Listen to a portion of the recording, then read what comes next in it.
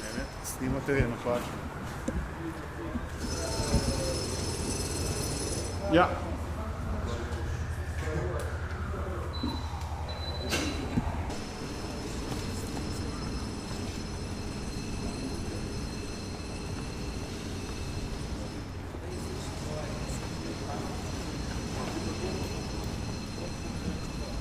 Dobar dan. Torej zdaj znanje, vsaj neuradno predlog, ki ga je kompromisni predlog, ki ga je predstavila vlada, ste seznanjeni z njim, kaj menite o tem, ali boste ustrajali na svojem? Neuradno mi še predloga nimamo. Mi smo seznanjeni s predlogom, kot smo slišali po javnih obvestilih. Ja, in ali je tak predlog za vas sprejemljiv, po vašem mnenju? Verjetno je to eden od kompromisov. V vsakem primeru pa ne bomo ogrožali vlade, tako da zame osebno je sprejemljiv. Sprejemljiv. Bi ga sprejeli? Bi. Bi? Hvala lepa. Ni se kaj. Pardon.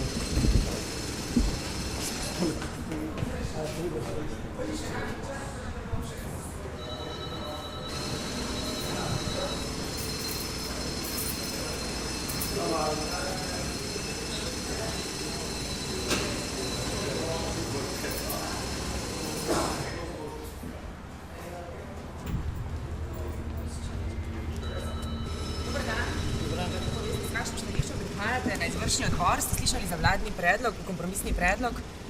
Jaz mislim, da če gre za dosežen tak kompromisni predlog, da bomo s terena dali podporo tem usmeritvam. Hvala.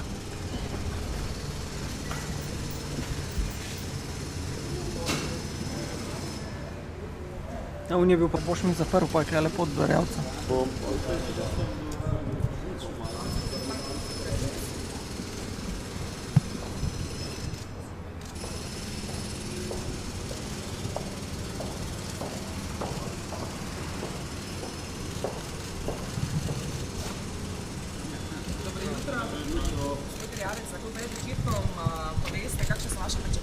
Kaj imate na mizi? Ja, mi bomo pač predstavili predlog vlade.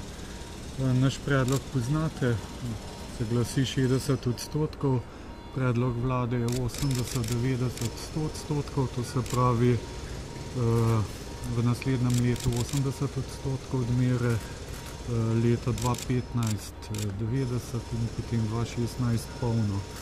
To je tisti predlog, ki ga vlada ponuja kot kompromis stranke Desus. Jaz bom to predstavil izvršnemu odboru. Zame to ni ustrezno. Lahko se še vprašam, se pravi, v letu 2014 je osnova, je pa 85%. Ne, 80, to se pravi za 5%. Ja, ampak od 100. Od 100? Ja. Torej, kot dobi položnico človek, recimo, ste imeli v načrtu 60%. Tako je. Zdaj je pa 80% je predlog vlade. Torej, vi pravite, vam to ne ustreza ta predlog, od česa bo torej odvisna odločitev Desusa na koncu? Ja, bodo povedali, kaj posamezni člani izvršnega odbora mislijo. Jaz osebno mislim, da ta rešitev ni tista, ki bi omogočila, da bi ljudje lažje prenašali ta bremena. Zlasti, če pogledamo banke, tam kakšne milijarde bodo šle za sanacijo, tukaj pa iščemo še zadnji drobiž pri ljudeh in to zame osebno nesprejemljivo. Je pa seveda stvar izvršnega odbora, tako kot bodo oni rekli, tako bo. Ampak kaj kompromisnega bi za vas še bilo sprejemljivo? Včeraj je bil to kompromisni vladni predlog, rekli ste ni sprejemljivo, verjetno nekje vmes pa boste mogli prejeti. Kaj bi bilo recimo za vas osebno? To zelo težko v tem trenutku ocenujem, kaj je tisto, kar bi bilo za nas ustrezno. Člani izvršnega odbora bodo povedali. Je možno, da danes dobimo še en predlog amandmaja pripravljen? Ne vem, težko ocenujem. Samo to še, gospod Erjavec, kako ocenjujete tiste signale, ki jih je IMF včeraj dal, ne nazadnje tudi glede nepremičninskega davka? Poglejte, se mi zdi, da so se s predstavnikom naši lepo pogovorili, to se pravi minister za finance pa guverner banke. Stvari, ki jih je navedel, pač so ves čas v zraku, ampak ne vem, mi lahko naredimo še eno pokojninsko reformo, lahko znižamo pokojnine za polovico, pa ne verjamem, da bomo zato izšli iz krize. Mislim, da je problem v tem, da so nekateri zafurali ta bančni sistem in z tega je več milijardna luknja in nobena pokojninska reforma ne bo rešila tega problema. Razen seveda nova delovna mesta, ki jih pa tudi težko ustvarjamo, ker vidimo, da nekateri so pa proti privatizaciji, proti temu, da bi prišli strateški partnerji. Tako da tisto, kar je včeraj ta Italijan povedal, je smešno. No. Mislim, milijon nepremičnin, milijon lobijev, to je precej neresno tega visokega predstavnika mednarodnega denarnega sklada. No. Lahko sem še to čisto za razjasnitev. Se pravi, v letu 2014 je osnova za izračun davka 100% vrednosti nepremičnine in na to gre potem 80%. Tako je, ne 85%. Da praktično to ne rešuje temeljnega vprašanja. Problem je v tem, da recimo 60%, to, kar mi predlagamo v letu 2014, to pomeni 50 milijonov evrov manj denarja iz tega naslova in očitno 50 milijonov evrov velik problem za Slovenijo. Ni pa problem iz B bilance, da je milijardo 200 milijonov evrov za sanacijo bank. Glejte, jaz tega ne morem poživeti, pa lahko govorijo, da sem blefer, da sem populist, ampak jaz mislim, da ljudje so že dosti udarjeni in da je treba poiskati rezerve drugot. Če ne bojo, ne vem, kaj so zgodili. Sem že napovedal, če ne bo ustreznih rešitev, gledajte, danes so že protesti, kmetje so nezadovoljni, obrtniki so nezadovoljni, nekateri pa še vedno glavo tišijo v pisek, ker da je to ustrezna rešitev, če bomo na 80-90-100%. Ampak to je moj oseben mnenje, bo pa pač. Ampak včeraj ste pa rekli, da vlade pa rušili ne boste zaradi tega. Poglejte, to je pa še bolj črni scenarij.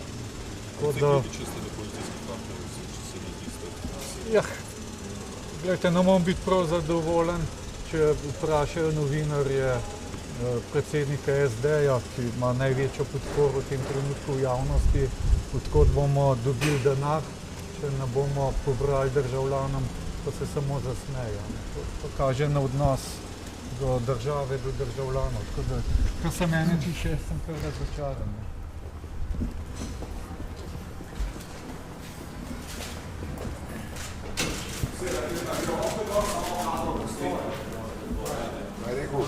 Kaj je rekel?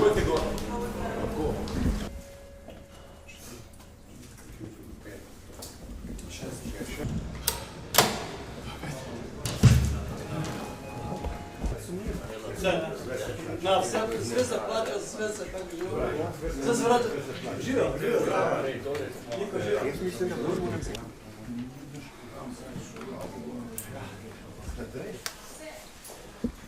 Je pa res, da se lahko korekcije delajo, se mora skupaj tam korekcije. Ja. Od tega so bile tudi pritiski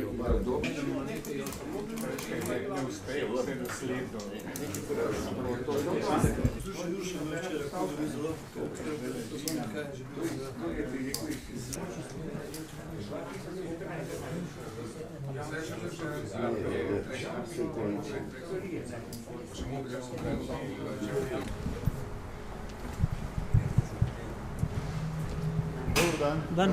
Kaj ste se kaj izmenili? Predsednik povedal. Imamo še vlado? Ja. Imamo še vlado? Bo kompromis? Ne vem, bo predsednik povedal in definiral, kako smo se dogovorili. Sklepi so pa sprejeti, ja. Imaš včasih tudi kakšno zadevo drugače povedati, ne? Ni nujno, da si ravno zadovoljen. Se pravi, niste zadovoljni? Vprašanje je bilo, ali smo zadovoljni. Ne? Jaz sem rekel, da smo pa državotvorni. Poslanci prijavi. Hvala. Opa, Mark, zdaj si. Dan, statement kratek, ste zadovoljni? Bo zdaj izjava. Ste zadovoljni? Ja, zadovoljni nismo, ampak rešujemo pač politično situacijo in podpiramo vlado, ne? To je pomembno reči. Se pravi, kompromis bo? Kompromis smo sprejeli, ja. Nasvidenje. Ta vladni predlog ste sprejeli, ne? Vladni predlog smo sprejeli, ja. Z težkim srcem sicer, ampak smo ga sprejeli. Kdo ste vi, gospod? Marijana Kotupolka. Že nas.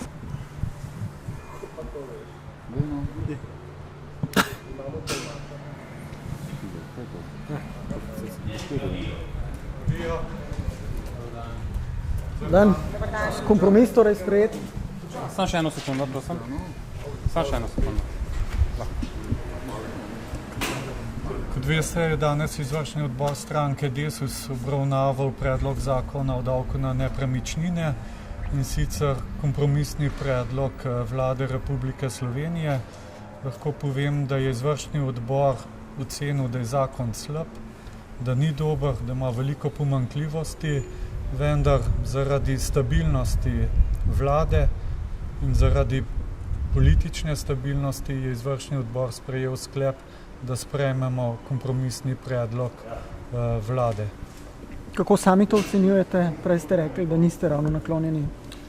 Kar se mene osebno tiče, jaz tega predloga ne sprejemam, vendar kot predsednik demokratične stranke pač spoštujem mnenje izvršnega odbora. Mnenje pa je bil, da je potrebno državi zagotoviti politično stabilnost. To je ključno, če želimo, da ne bomo imeli še večjih problemov. Mi se zavedamo, da če bi prišlo do politične nestabilnosti, če bi prišlo do padca vlade, da to bi pomenilo v naslednjem letu, glede na to, da imamo finančna sredstva nekje do meseca aprila 2014, potem pa potrebujemo novo zadolžitev, da bi lahko prišli v situacijo, ko bi bile ogrožene plače v javnem sektorju, pokojnine in te odgovornosti stranke Desus ne more sprejemati. In v imenu te stabilnosti bomo pač dali 5 glasov za slab zakon o davku na nepremičninah. Hvala.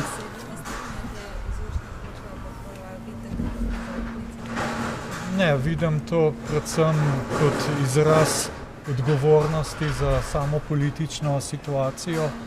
Osebno sem mnenja, da bi lahko z drugimi ukrepi prišli do teh sredstev, vendar če vlada nima posluha, če vlada ponuja kompromisni predlog takšen, kot je bil ponujen, potem tudi sam nimam možnosti, da se temu uprem. Jaz sem storil vse, kar je v moji moči. Veste, da v začetka zakon sploh ni predvidel kakšne nižje odmere. Šele ko je stranka Desus pač opozorila, da bodo te obremenitve prevelike, je bil najprej podan predlog 85% odmera v letu 2014. Zdaj je to dodatno znižano na 80%. Dosegli smo tudi glede tistih upokojencev, ki imajo sicer pravico do varstvenega dodatka, da bodo samo 50% tega davka plačali. Tako da nekaj dosežkov je, ampak to niso dosežki, ki bi zagotavljali varnost tistim, ki so socialno najbolj ogroženi. Ste osebno razočarani nad odločitvijo? Niti ne, jaz sem pričakoval, glede na to, da sem mu predhodno nekatere pogovore o tem, vendar pač organ stranke je tako sprejel, predsednik stranke to odločitev spoštuje in jo bom tudi zagovarjal. Moram pa reči, da danes zjutraj sem imel tudi sestanek Zveze društev upokojencev Slovenije in da je tudi njihovo stališče, da je primerno, da se sprejme kompromisni predlog vlade. Tudi ta okoliščina je za stranko Desus pomembna, ker veste, da v začetku sem povedal, da bo stranka Desus podprla tisto, kar bo tudi Zveza društev upokojencev Slovenije. In sedaj, ko smo na koncu, lahko rečem, da v bistvu je stranka Desus podprla tudi tisto, kar Zveza društev upokojencev podpira. To je pa ta kompromisni predlog vlade. Kaj to pomeni za samo delo, vaše delo v stranki, v sami vladi, prihodnje? Slab dopustilo se davki, drugih projektih še kaj početi, glede na to, da so težke odločitve še na programu te vlade? No, jaz se zavedam, da bodo še na sporedu še težje odločitve.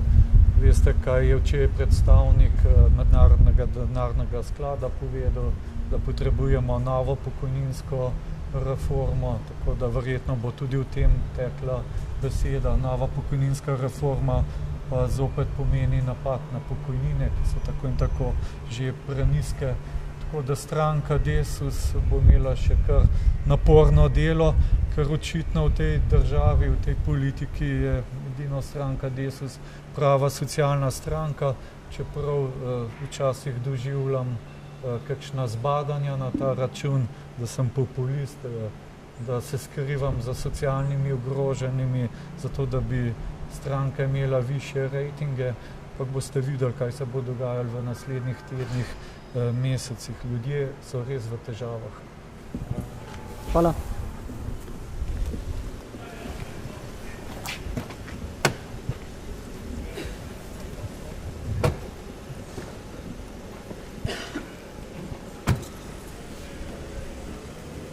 Evo, snema teče. A daj, no, pismo. In teče.